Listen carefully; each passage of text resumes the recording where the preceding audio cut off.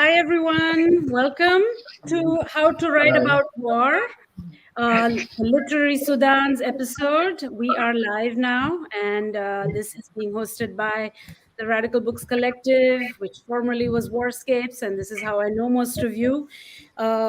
It's a really exciting group here. We have the prolific Abdelaziz Baraka Sakin, and this is just one of his 15 books that I happen to have. This is Ghost Season by Fatin Abbas, a wonderful book that just came out very recently, and it's incredible. And then David Lukudu, we are waiting for your novel, but you have lots and lots of short stories everywhere, starting with some in the collection I edited called Literary Sudans. So welcome, everyone. I'm very excited to have you and to have this chat. Thank you. Thank you so much. I want to start by just talking about your personal experiences with the conflict that has plagued the region for a very long time. I know you all write about many, many different things, but you also have written about specifically the war. So I just wondered, what was the personal experience that has brought you closer to the conflict? What made you write about it? I don't know who wants to go first. Jump in. The youngest. Sorry? The youngest. Maybe Fatin. Yeah, I can start. So I, in terms of my own personal history, I was born in Khartoum, and at the beginning of the Omar al-Bashir dictatorship in 1989, my father was detained in Kober prison for a year, and then that's when, after that point in 1990, my family decided to leave. And so for me, I not sort of war directly, but certainly the dictatorship affected my whole life trajectory in terms of what happened to my family and its decision to leave Sudan. And for me, growing up in the diaspora in the US mostly, Sudan has always been this place of origins for me that was very charged as kind of as sort of a place of my roots. And I was writing, Ghost Season in the aftermath of the secession of South Sudan, right? And I was really thinking about trying to make sense of the way in which this country that I had a very clear map of in my head growing up, which was, a colonial map, right? It was a British map. How that map changed and how that really, that kind of really sort of, forced me to think through these Sudans that had existed even within the larger map of Sudan, right? And I also spent like 1 year working with an NGO in Abyei right after college in the mid-2000s. So this was before secession. Was around the time when the Naivasha peace agreement was being negotiated. And so I just also became really interested in these border regions of the North and the South, and these border regions of war, and what happens in these places where, in some sense, there's this kind of impulse to really radically separate, right, the territories, the groups, and so on, but at the same time where things also get quite messy and overlapping. So this is just a bit general. I don't know if it's a direct answer, but maybe some of the things that have gone into my interest about thinking about the war. No, it absolutely makes sense, because the book is set in this fictitious border town, and where this mess can kind of unfold. So it makes sense that you lived somewhere like that there, and of course the family history, that's painful, of course. Who wants to go next? Oh, we are going by I can age. go next. All right, go ahead. Yeah, I grew up in South Sudan, in Juba in particular, and it was in the late 1980s up to in my late teens, in the early 90s, and I've witnessed the conflict in the south, in Juba particularly. I mean, in the areas around Juba, have taken cover because of bombardments of the city. I've witnessed the city becoming increasingly a garrison town as more and more soldiers were being brought into Juba. There was also, in the opposite direction, migration of civilians from Juba going northwards to Khartoum, the capital city. And I've also witnessed the roads connecting Juba to other parts of the country being closed because of civil war. I've come across soldiers harassing civilians. I've lived through times when commodities, food and other commodities were becoming more and more scarce in Juba. And then there was Arabization of schools in the south, student demonstrations, and then schools closing down. That was around 91. And lucky enough, I completed my school certificate in early 1992. And then I, with my family, we were able to move to Khartoum. So the direction is all roads lead to Khartoum. So that's just pretty much in brief how I got in touch with the conflict. But then, of course, when I was writing or I'm writing, I don't have conflict in my mind really. I just try to write stories of individuals living through the human experience. Yeah, and then later as I learned the craft and then I was getting better and I was becoming more critical, then I was like, okay, why can't I write about the conflict? So in my writing, really, I look at it in four different ways. The first is, as I've already said, when I'm writing, I don't think about war. I'm just thinking of individuals living their lives, living the human experience. So that's the first one. And then the second one is I want to put individuals in directly in the war front lines, like I've done with a couple of my stories. One of them is The Holy Warrior, which appeared in the anthology There's a Country, published by Max Finney back in 2013 and edited by someone called Newell West. Yeah. Yeah, this is a story about a soldier directly affected by the conflict, directly in the front line. And then I also have a story about a civilian in the front line. And that story, actually more than one. The one that I can talk about here is Just a Slip of a Tongue. It appeared in the Guardian website, and as well as Warscapes. Yeah, that's the second scenario. The third scenario is I want to write about individuals who are very far from the conflict, like the story in this literary Sudans. Yeah, this is a story of a woman or a group of women in Khartoum, those from marginalized areas.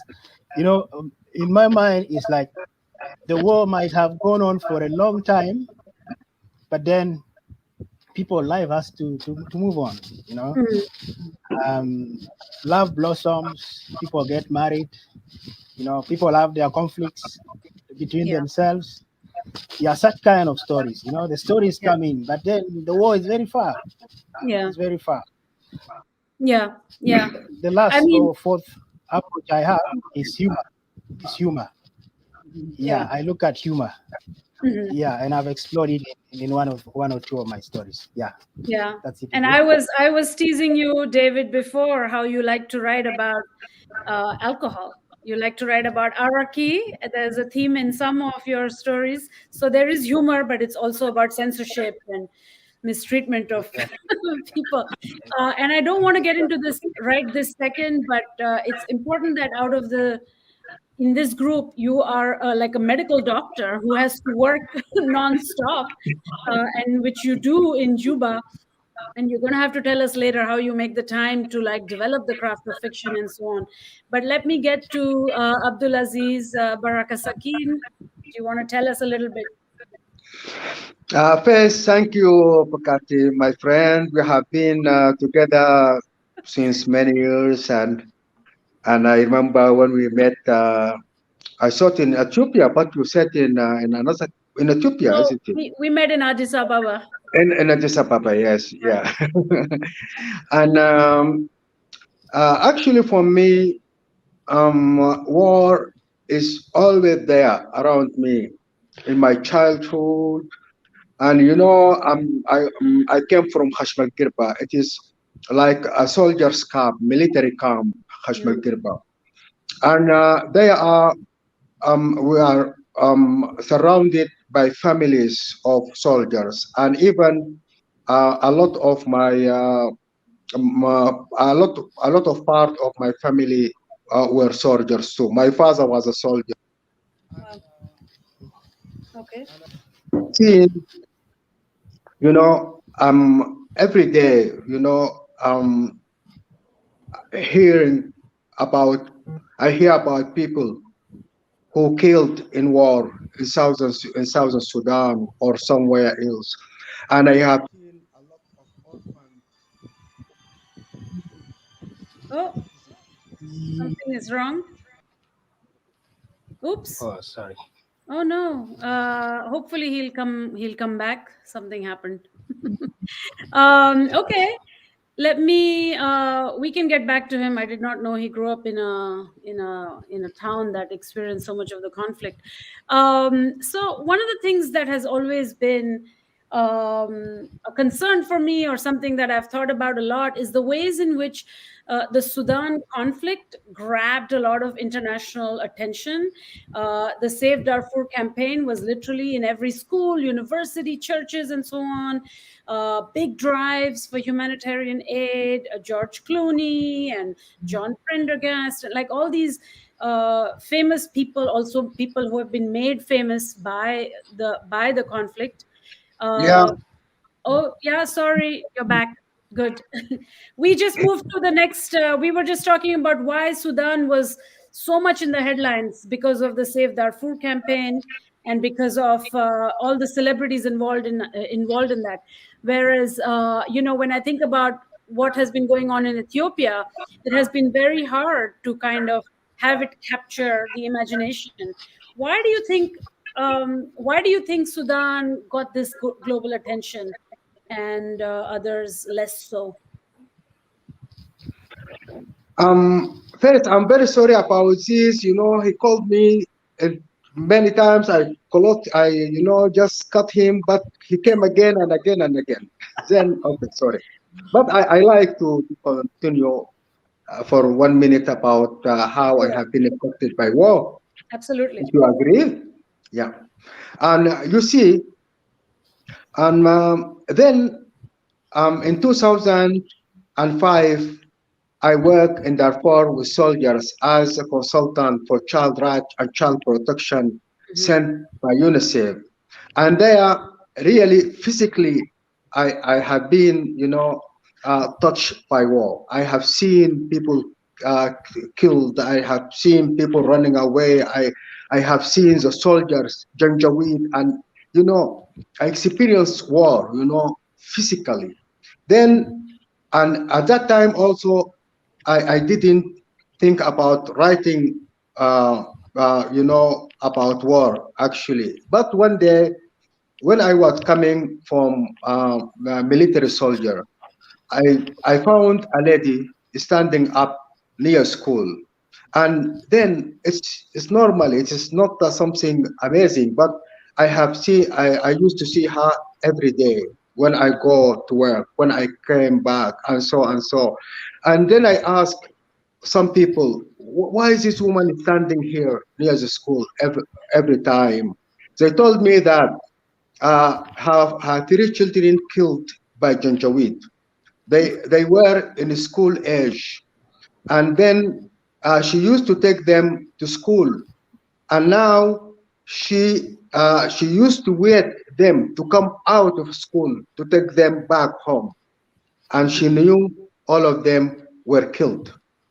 I thought, I gave myself, or I asked myself, if I didn't write the tears of this woman and the waiting of this woman and the miserable life that she lives, what am I going to write? From that time, I started to write Messiah of Darfur about war in Darfur. Mm-hmm. Yeah, that's a difficult book, even though it's short. It's very intense. Hopefully, it will be published in English soon. Yeah. But yeah, okay. Thank you. Maybe I'll come back to my Darfur question later. But just this story you said, it's such an intense story, and I just wanted to also ask you. This is a conflict where internationally and otherwise the battle lines were really like tightly drawn. People were very keen to take sides, or people always had some sort of a opinion on which side to support and so on. So when you're writing fiction on such a topic, where the sides are so intensely drawn, how do you navigate? How do you work through some of these, some of the personal stuff, personal histories, when you're writing fiction? How do you write, not objectively, but with sensitivity? I mean, I think with writing, what war does in a way is it solidifies and fixes, right, these lines. It makes everything very rigid, right? There's this side and there's that side, and it's very simple. It's very black and white. And so I think it is difficult to navigate, but what fiction can do, which may be something that, let's say, nonfiction, I mean, nonfiction can do it as well, but fiction, I think, can do it better, is precisely to kind of think through like these ambiguities and complexities and nuances of the reality of war, right? So I think that's something I was dealing with in the novel, in the sense that it's a novel that is, there's the civil war happening, the North-South civil war happening in the background, but it's about this group of characters who somehow, they their sort of identities, their experiences, their sort of their lives exceed these very simple divisions, right, of this side and that side. But the relationships themselves are kind of across the divide, right? Yeah. So I think I was thinking about that, the way that how to through fiction to get at these nuances and these complexities. For me, that's kind of a key thing. Yeah, and I think in your book you also have an interracial or intersides, the two people who are in love, who belong to two sides of the conflict. Yeah. What do you think, David or Abdelaziz? Yeah, how to navigate? I can come. I look at it in two different ways. For now, the first one to approach it as an outsider would. Yeah, or do it like they do with the films. Let the story be there, and the story speaks for itself, with the characters doing their bits here and there.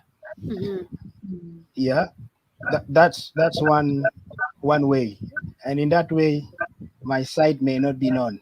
Yeah, but then I would also want to do it in a satirical manner. Yeah. I have a short story entitled "You a Blind Beggar and Something to Drink." I don't know if any of you read it. It was also translated into Arabic and appeared on SudaneseInc.com some time back. Yeah, I was trying to attack the system using satire. Yeah, so you can do it directly using satire. Yeah. Okay. Yeah, for me, writing is not personal issue, and it is also, not a matter of story. Because novel and short stories are not the story; it is the technique of writing the story. It is very technical work, and then for me, it's obvious when I have something to write, or some emotions to express about, or some ideas. I'm thinking about the technique the tools that I used to make this story alive, to make it a book. So it is it is not easy to shift or even to engage myself person, my you know, like my feeling in my writing, just to use the tools to write, you know, very technical. Yeah. Okay, that's Yes. interesting. I'd have to fight with that a little bit because it feels like, yeah. I mean, it's such a big responsibility in a way. But yeah, luckily you're on the you're writing it in a way that isn't taking this side or that side, you know. But I think maybe literature can also become a way to further sides and battle lines and choose sides in a conflict. I mean, historically, literature has done that as well. But that's interesting that that is not something you're thinking about. You know, I also wonder about the question of history. A lot of times, you know, I'm also an academic, and literature of war is also a way sometimes to tell a different history, different side of the story of that particular place. So it's a war novel, but it's also a novel of history. Um, Sometimes it's about giving voice to a marginalized category that has been left out of literature or history.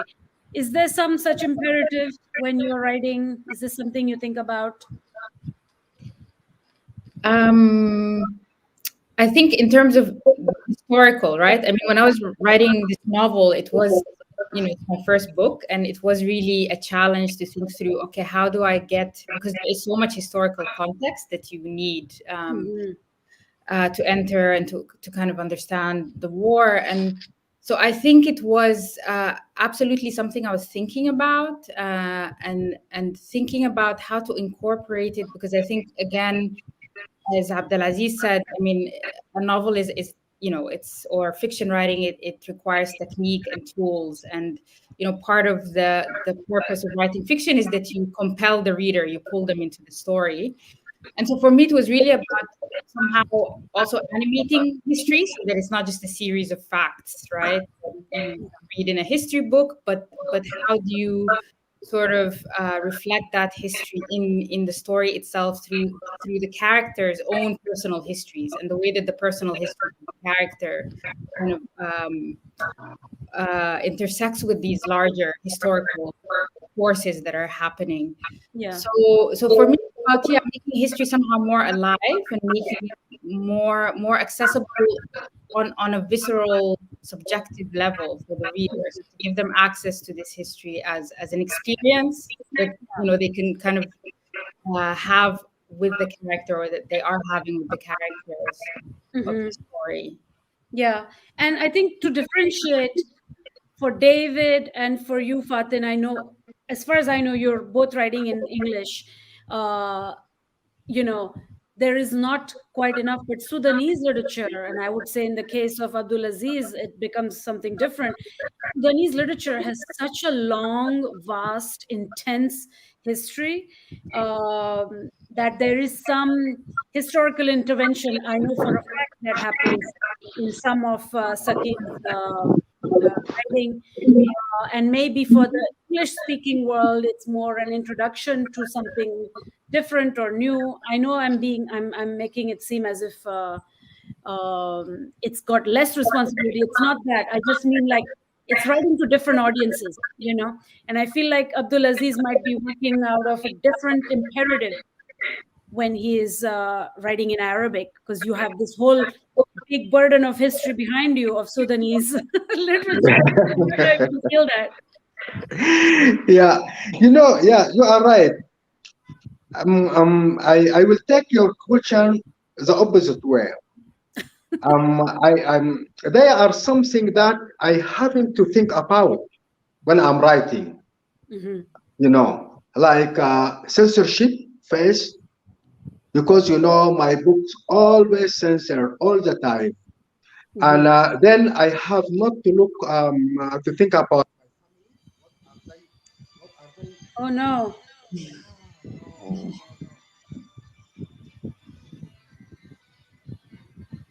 I just for the viewers to know that Abdelaziz has been taking the live stream. Yes. Sorry. Oh my goodness. This, I said this before we started. I said he's very popular. If he's going to be on the phone, he's going to keep it. Because I'm a nomad. My laptop is somewhere, my computer somewhere. I'm very sorry about it. No worries. Yeah. Your books are always banned, you say. Yes, I trained myself not to think about censorship, about family, because also sometimes when I write like with the first person in my novel, my character, and then some people think I'm speaking about my family, and it makes member of my family very angry about me. I have not to think about them. I have not to think about the religion, because a lot of my characters, actually, they if they are believers, also they are taking the religion by their own way. And then also I have not to think about the thing, about the small police that nagging in my head. Then I have to write freely without any borders. That is the thing I always do. Yeah. Yeah. That's interesting. David, you have some thoughts on the question of history? Because you are, you have the responsibility to represent the very young country of South Sudan. And I think that comes with something. I don't know. Yeah, definitely. I'm actually attracted to writing that captures the history as well as the big social and economic issues of the time. Yeah, I'm actually, when I'm writing, these are the big issues that are on my plate, really. Yeah, but then I really think definitely it's the role of the writer to write the history.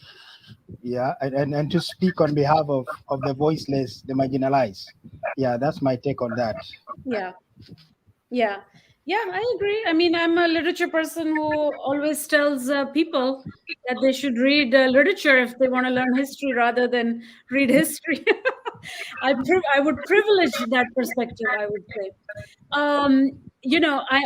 We've been asking this question in the past episodes of How to Write About War, which is the question of the representation of violence, right? We live in a movie culture, TV culture that's incredibly pornographic. Violence is always being depicted. So, I do think one has to think how you present violence, especially when the violence is very real, when the massacres have been real, when the reality is so difficult. So what are the parameters? How graphic is too graphic? How violent is too violent? How important is it? How do you work with this issue? Can I start? Yes, go ahead. Yeah. All right. I'm a fan of war movies. Oh my and goodness. with war movies, you have to see everything. You see the bombardment. You see all the killing. Yeah. So if the story is trying to tell human beings that war is bad, war is evil, let them see the bad, let them see the evil. Yeah, because at the end of the day, war is perpetrated by human beings because of misunderstandings, because of greed, and so many other things which are negative.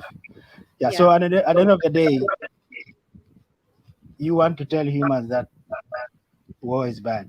Here's the story. You watch it. Or you read it. Yeah. I'm with you, David, except sometimes violence is made to be so sexy that you worry, but anyway, and Fatin's book is actually very interesting exercise in how she writes about violence, where she doesn't write it, but you feel it everywhere, and then there's suddenly something, and it's very shocking. I don't know what it's interesting interesting because, my novel starts off with this corpse, right? And then the corpse is kind of hanging over these characters. I mean, it's almost like this omen of violence that's coming. And it was, when I was just researching also for the novel and reading eyewitness accounts of the Civil War, I remember that I had to physically stop reading because it was so upsetting and disturbing to read these eyewitness accounts of the violence that was happening, right? And this is, as somebody who hasn't, unlike Abdelaziz and David, who hasn't experienced bombardment and seeing people, die in front of your eyes. And so I really thought about, the question of, giving a feeling of the violence of war, I think is very crucial, because this is also just an absolute, this is the absolute reality of war is violence. And so I think it's really important to convey a sense of violence. And in my novel, it's interesting because the 5 protagonists of the novel, there are these villagers who are displaced, and they're coming in with these eyewitness accounts, right? Describing this violence. But it's still, it's still far. And at some point in the novel, violence enters the compound where the characters actually are. And so there's this movement from kind of the violence being far away at the beginning of the novel, and then coming closer and closer and closer until it's literally, lived in the bodies of the protagonists. And I think, that was very important for me also, in terms of, as for the book to give the reader of that sort of first-hand experience of the violence of war. Yeah. And I think there's atmosphere of fear, and then the atmosphere of violence, and I think there's some kind of a navigation. The violence is generated because you as a reader are very afraid for the characters sometimes, that they're entering a situation that's scary. Abdulaziz, what do you think? Yeah, but actually, I want to speak to Fatin about this. Maybe Fatin, you have been grown up out of Sudan and this Arab world and African countries, and you didn't experience some type of violence against women. It is inside the family, and like genital mutilation, like in school they slash children and punish them, and the day-to-day violence in our community. Some people do not even feel this violence, but it happened to us when we grow up. It goes deeper and deeper and deeper in ourselves, and it controls our how to deal with the world, how to think about it, how we understand the outcome. So for me, violence, war is only part of it. It is the beloved part of it. But actually, we experience violence in the school, in our families, and in the street when we play with other children. And even there is like modern violence now in the internet, like harassment. It is many types of violence. It shifts from place to place, from corner to corner, but it is really violence. Okay, my question now, how did you feel this type of violence? What I have spoken about. I'm going to interrupt quickly to say that actually, Abdulaziz, that's a very interesting point, which is something that's very present in her book. Okay. Yeah, I mean, I would say yes, and I think as you say, Abdelaziz, I think it's a really important and a very good point that war is one component of violence, and there's the violence that happens in all kinds of different contexts. So, gender violence is definitely something that I dealt with. Also, being a woman when I've gone back to Sudan and lived in Sudan, and dealing with the way that your body is controlled, and you're constantly afraid of being punished, right, as a woman, or doing, stepping out of bounds in some way, for instance. I think even having grown up outside of Sudan, there's also, the violence of racism growing up in the US, right? So I absolutely, I think I absolutely agree with your point that it's everywhere. Yeah, yeah. Yeah. War can make it louder, though. War can make it Yes, yeah, suddenly exposed in a way that's very different from the daily, which you can internalize and you kind of keep going, and then war just suddenly blows it open. I think maybe that's how yeah. I'm thinking of it. You know. Yeah. How do you write about violence, Abdulaziz? Yeah, when I'm writing, actually, I'm trying to release myself from fear, to escape fear. Yeah, because, as David said before, he didn't really affect it, personally in his writing by war, like making walls between this and this. But, I think what some of of the power that make me write, or the power that make me write is um, try to escape from this type of violence that grown in me. I want to be free from it. So I just writing, and then when I feel fear again, I said, okay, I have to release myself from it. So I write again. This is like the gear that make me move, So yeah, Wow. It reminds me of something, another writer who's a friend of mine, two of them actually, Nadifa Mohammed, who's a Somali English writer, and Maza Mengiste, who's yeah, Ethiopian American. They both write very graphically about violence. And I think I remember talking to both of them, and it is about overcoming fear. It's pushing through that, yeah, and yeah. it's interesting. I think It's the effect important. Yeah, can be yeah, complicated, but yeah. yeah. since we since we touched upon gender and women, and I think Abdulaziz, in your books, horrible things happen to children sometimes and to women. David, I think you have a lot of women characters, and Fatin, absolutely, you do too. It's a very moving characters in your novel, Layla and Tina.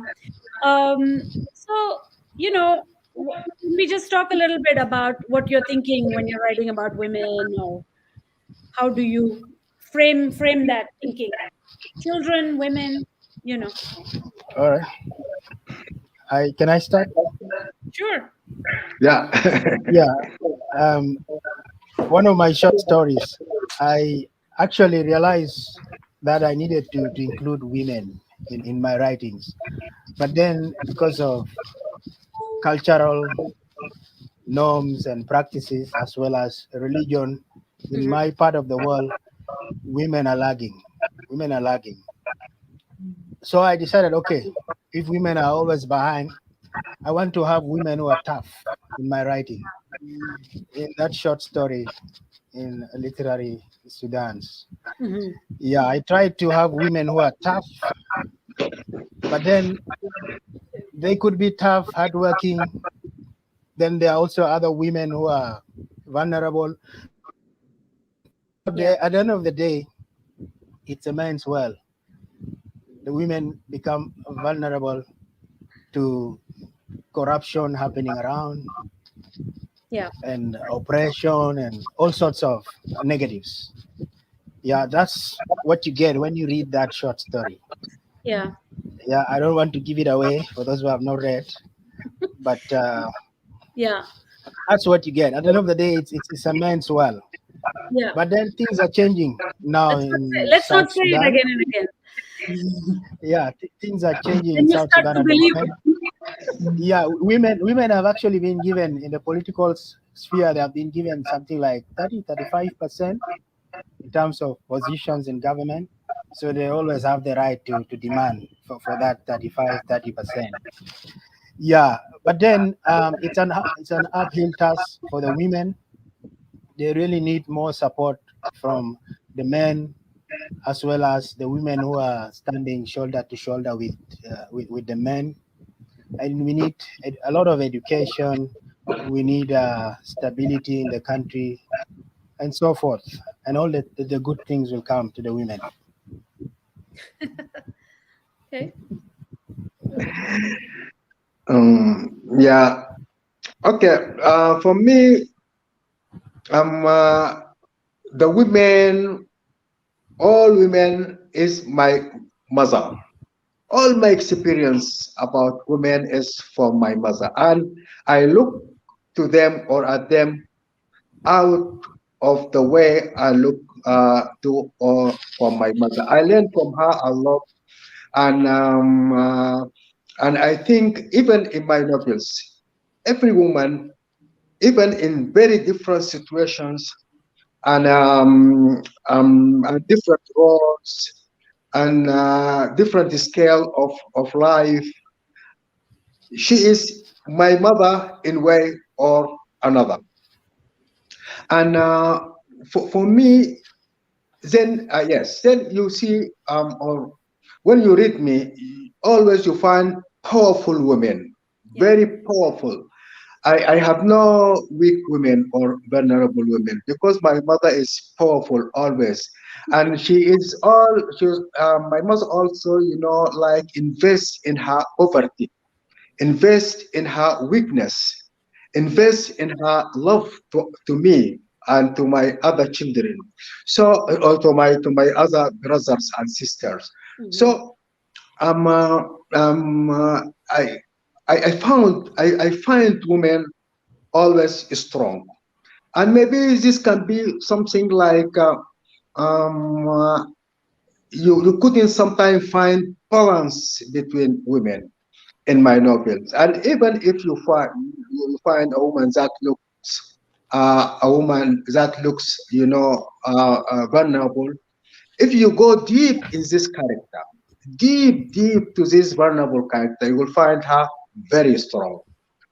So that is the way I'm writing about them. I'm writing about my mother and to my mother also. Yeah, that's lovely.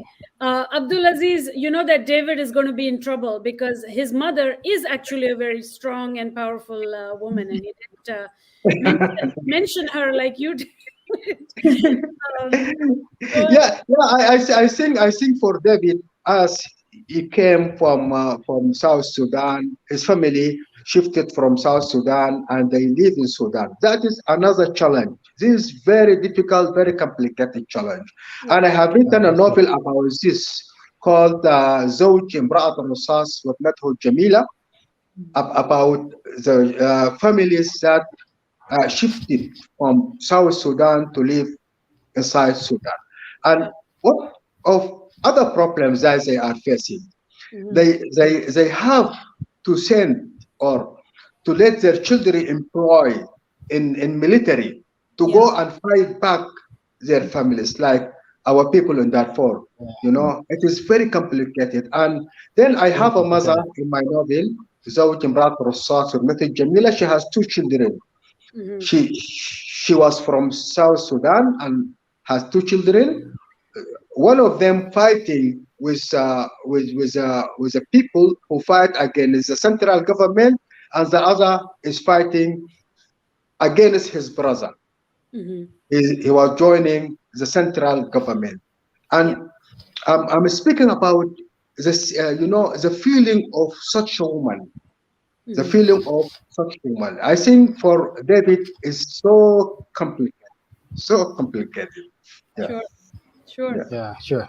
Yeah. I understand what you're talking about. I understand. Yeah. Because I've lived through that. I've seen it. Yeah. You're being analyzed, David. I hope that's okay.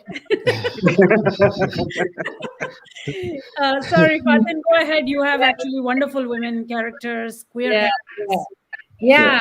I mean, I was a very strong woman for a mother, and who really, Yeah, and all the women, I think I agree. When I think of the women that I know, whether in my family in Sudan or outside the family, I think it's easy to fall into the trap of thinking of women as victims only of war, but actually they're also agents, right? That they keep so much together. When war, makes everything fall apart, it's actually the women who keep everything together. When the husband disappears,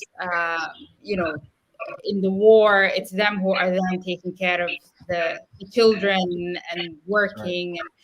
So for me, that's one thing that I think is really important to reflect maybe in my writing, the way in which women are agents, and that's often not given enough recognition under very, very, very difficult circumstances that they manage somehow to to um, to act as agents.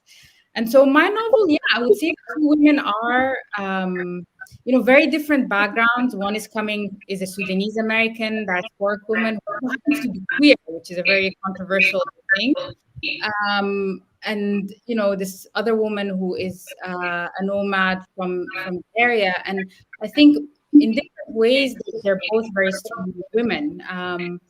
And yeah, I think it's absolutely something that I try to reflect out of my own experience, the experiences of women that I know in my writing. Yeah, I think the binary is always women warriors. There is a fixation with like the fighting warrior women, strong women, or then like the victim in some way. But there are all these other ways in which agency is formed, where power is kept and used. And I think that's very interesting. Actually, in all your works, I see some of that. I wanted to get, we have actually a question from the audience by Juliana Barnett, who is asking, she would love recommendations of fiction or any other works depicting people in Sudan who actively resist war or collectively resist war. So, maybe we want to think a little bit about this. Does anybody have something that comes to mind?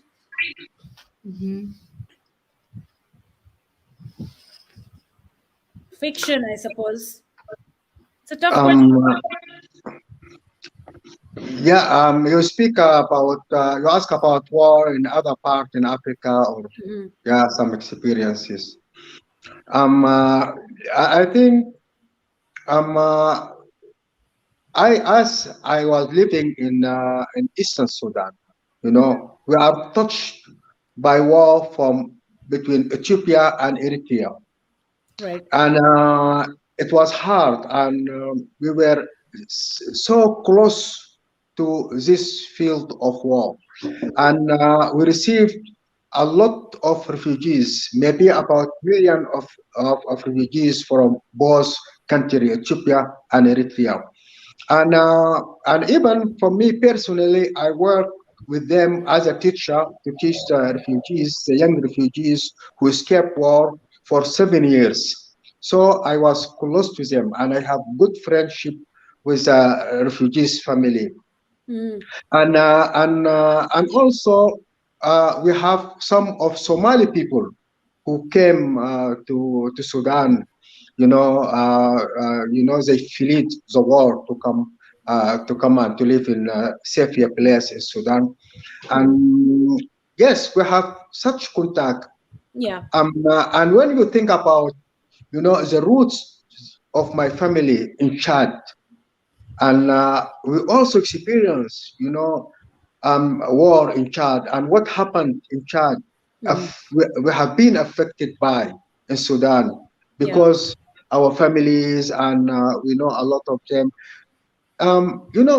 Now war is part of of African people life. It is part of our day-to-day life wherever we are. Nobody is safe from war. If you are not in the war field, it, the war field come to you inside your house. And it is, yeah, yes, it's a very, we are always in war. in danger also, because we cannot just stand blind-eyed and forget about it or ignore what is around us. Yeah. Yeah. Yeah. Well, yeah, that's moving. It's tragic. It's true. Yeah. I think it's true. And I think just a very quick response from me for Juliana Barnett would also be that, as soon as you end up with a fiction about war, somewhere within it is a resistance or a pacifism. It's a way to say war is bad. It's. I think movies can have a very have it. The line is not clear. Is war good or bad? In movies, it's harder. But I think when it's works of literature, I think just by existing, they are often anti-war. Sometimes that's at least what I feel. I mean, I could be quite wrong, but that's what I was thinking. I don't know if someone wanted to add to that. I mean, the question exactly is sort of literature that deals with the war resistance. I mean, for me, I'm reading more generally about, war. So also in terms of, like I'm thinking of other countries, right? And other writers who are writing about war. And some of them you've already mentioned, like Nadifa Muhammad and Azza Mengiste. Mhm. Um, so yeah, so I think it's also interesting to think about the kind of parallels and contrasts, of Sudan with the way that we're writing about war versus the way that writers in other parts of the continent or other parts of the region are Mhm. writing about it. Yeah. Yeah. Yeah, yeah. We have a question about South Sudan from Collins Odiambo, who says authors of fiction from South Sudan have a significant role to tell the stories of their country and place and provide the world with much needed identity of their people and stories, rather than depending on the international community that are, where the stories are dominated by negativity. Yeah, if not negativity, at least some sort of victimization. I agree. I think it's not a question, it's more of a comment. Comment. But I think it allows me to go back to my question that we missed in the beginning, which was about the Darfur campaigns, the aid drives, the celebrities. Why is it that this conflict in Sudan, that is longer than people think actually, get so much international attention? Why did it kind of come into the homes and spaces of people in Europe and the US compared to other conflicts from African continent? Yeah, maybe I can start. Sure. Yeah, the long civil war that we had between 1983 and 2005, it was mainly in the south of the country, mainly. Yeah, but then the Darfur conflict, which is um, not having a link with that one. Maybe the link is related to the root cause, Yeah. which goes back to lack of democracy, marginalization, and so on. Yeah, that war started in 2003. Yeah, and around that time, the peace agreement for South Sudan was being wrapped up. Yeah, around that time, 2003, and then 2005, we got a peace deal.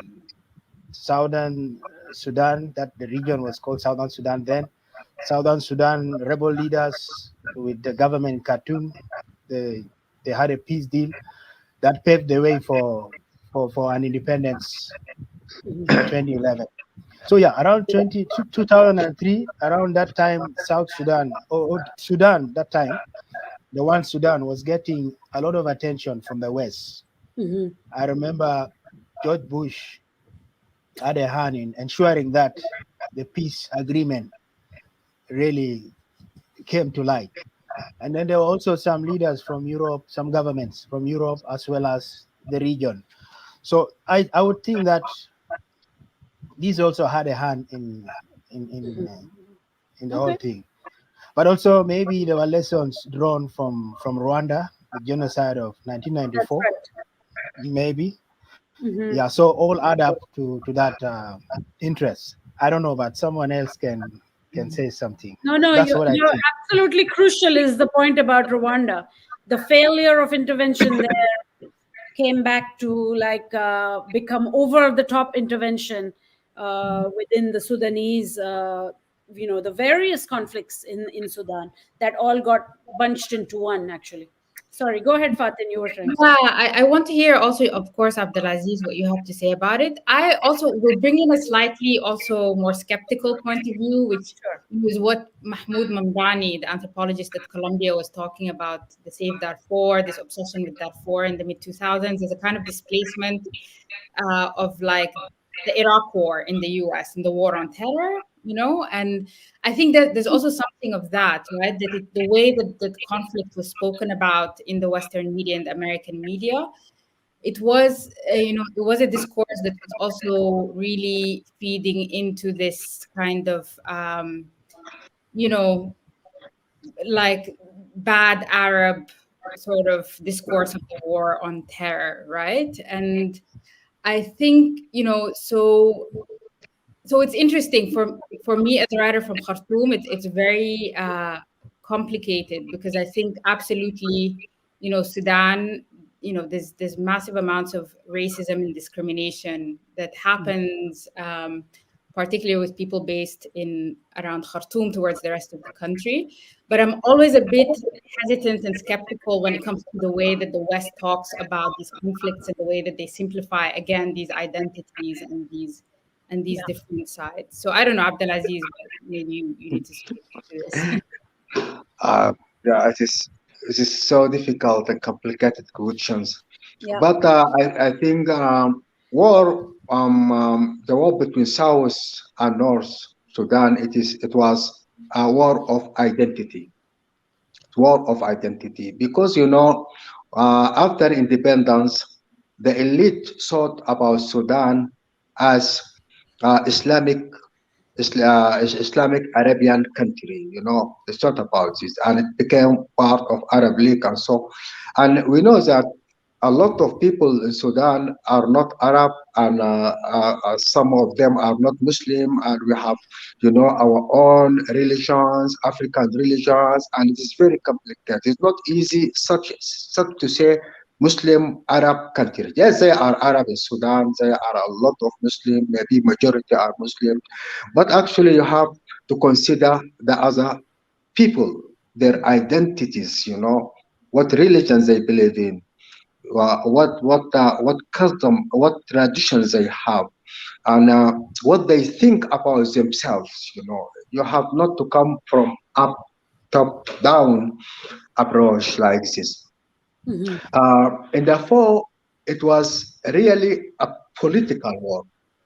You see, like our African tribes were in Darfur for thousands of years, and then came Arab people from many other countries, and they were living with Darfurian, the original Darfurian people, peacefully for thousands of years. No war registered between African tribes and Arab tribes in Darfur. We were, like neighbors. There are a lot of crossing marriage between them, and even a lot of leaders of black, what we call African tribes. Their mothers were from Arab, and vice versa. We have no problem all these years. And even when Arab came to our area, they were weak, because they were Bedouin. They have some comings, and they are just like nomad moving. They do not want any problem. So even these languages, the Arabic language that we have taken and the religion from Arab people, it was very peacefully. No Arab people imposed Islam or imposed their language to us. We just live in peace. Then in In 1987 or something like that, the war started when some elite in name like Al-Mahdi, Al-Sadiq Al-Mahdi, when he took power and start to materialize the Arab people, support them with weapons. Now the balance, no balance, Some people have guns and imposed by ideas that you are in danger.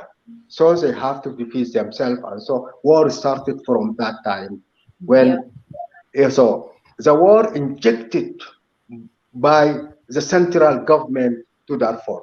It is a really political war and supported by Muslim brothers until now.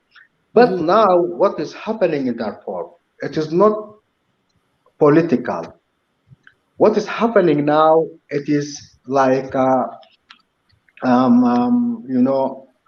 what we call it, economical war. They trying, Janjaweed and even the people, the Darfurian who were fighting before the Islamic government. Now they are part of Janjaweed, or Janjaweed are part of them. They became friends, and all of them think about fortune, how to mine gold and what inside the earth. Now all of them are merchants. They are, yes, they are, yeah. So they want to send away the people from their land and to mine, and that is what I think about. It is not only Janjaweed, even the Darfurian fighters. They were really, they have ideas, they were protecting their families, their tribes, but now they are just one of the miserables that added to Darfur. Wow. Yeah. It ties a bit, Fatin, into what you were saying about Mamdani's book, Saviors and Survivors. I love that book. Very good. And the two things, of course, was like the question of oil, like the international oil interests, that they kind of, the oil was a thing. And then the way in which what David was saying, they ramped up all this stuff around the word genocide, and then Mamdani came in and he said, this is not genocide, it's a civil war. You're misusing the term. Those were, I remember, I'm starting to now remember those were the debates at the time. But that's interesting what you're saying, Abdulaziz. Fatin, did you want to add, or should I move to my final question? You can move on, I think. Sure? I mean, I'm not sure because I know we said an hour, but no, I think I also saw a question pop up about Islam and jihad, right? And I think absolutely the problem in Sudan is that Islam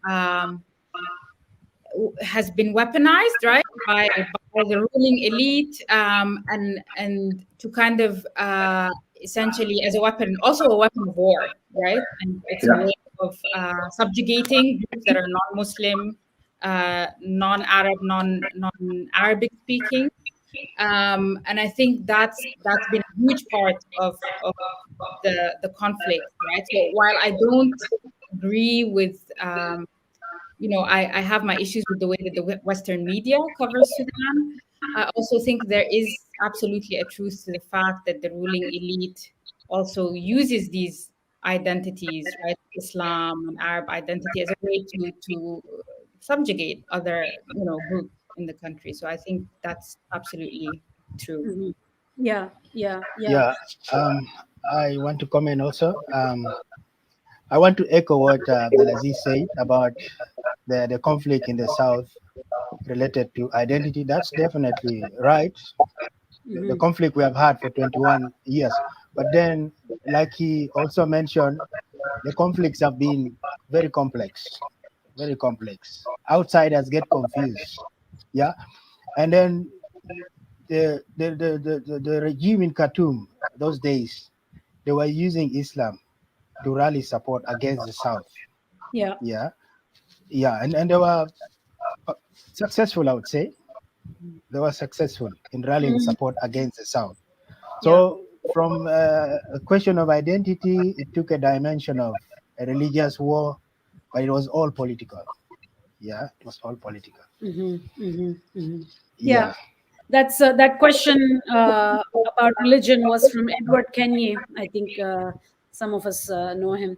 I want to move to a last, and you can answer it in as fun a way as you want. But there are a lot of people who are watching this who are writers, who are working from various places, regions, and the title of the series evokes the late Kenyan writer Binyawanga Wainaina's satirical, incredible essay called How to Write About Africa, which is really a list of how not to write about Africa, right? Because he's making fun of the horrible way people write about Africa.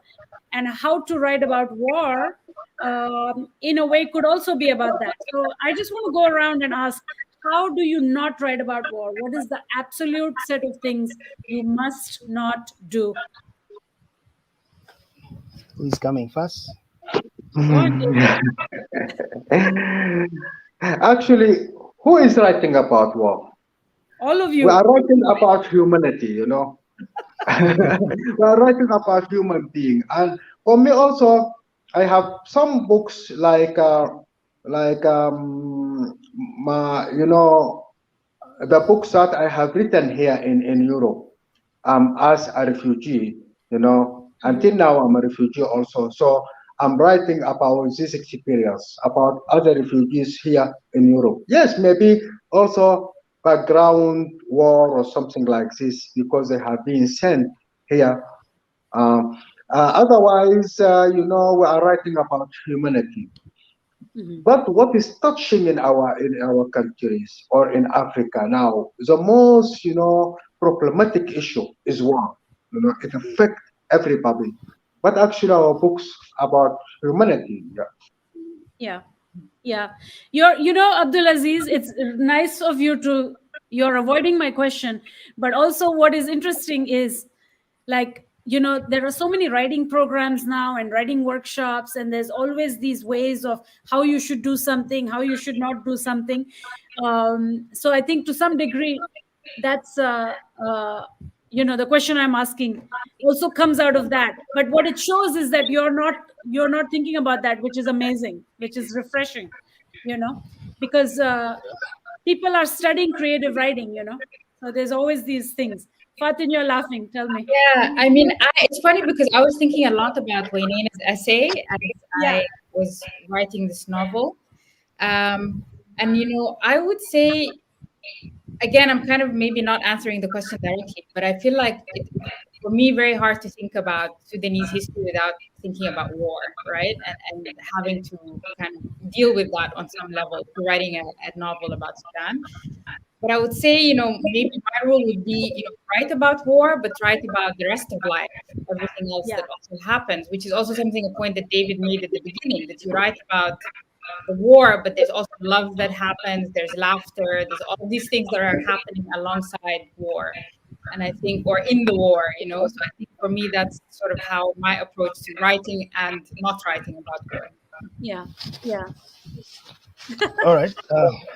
I can answer your question. Okay, thank you. Okay, thank you. Nobody is answering my question. Okay, I can answer. I want to say Binyavanga's essay was amazing. Yes. Yeah, and then I thought about your question hard, and I came up with something like 4 to 5 points I want to talk about. Excellent. The first is we should not glorify war. We know that without war, Hitler wouldn't have been kicked out of Europe. Without war, South Sudan would not have gotten its independence. So, regardless, we should not glorify war. War will always be evil. There are so many negatives associated with war. And then the other point is resolving issues amicably is superior to war. So we should have it in mind that however much there is fighting and fighting, the table is the best way to resolve the issue, as in the case of South Sudan. And then there's something I echoed in one of my stories. War is not about killing and killing and killing. War is about trying to resolve an issue one side may want to resolve an issue using violence, or maybe because they tried the peaceful means, it failed. So they said, okay, let's try violence. But it's not about killing. Yeah. Yeah, if the commander says it's over, let's go, the soldier shouldn't be shooting and shooting. Yeah. And then, regardless of war not being about killing and killing, we should not downplay the fact that there's too much killing in war. So you should write about the violence. That's how I feel. Yeah. Okay. And then lastly, we should not label certain areas or parts of the world as war regions like Africa, Sudan, South Sudan, Somalia. Someone will always, you know, label those areas that these are warmongers, these are war, these are not safe places, because anything can happen anywhere. Who would have imagined Ukraine and Russia Yeah. in the center of Europe? Yeah. Yeah. Yeah. Yeah. Yeah. I Oh, just want Abdelaziz, let's go. I just Go want to ahead. add this, yeah. I just want to add a small thing about writing in general. Virginia Woolf said that every story can be a novel. Yeah. Whatever a story you heard or whatever status of human being, that can be a story. It is matter of tools.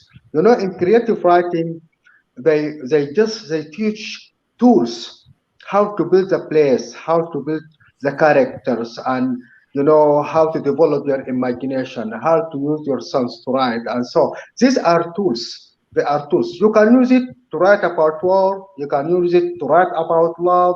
You can use it to write about yourself, whatever you want. But those two crazy writers with you, they use it to write about war, and that is a problem. Yeah. That is a wonderful note for us to end this on. So thank you so much to think about. That was a great conversation. Thank you. Thank Thank you. you. Thank Thanks. you. It was a pleasure. Pleasure.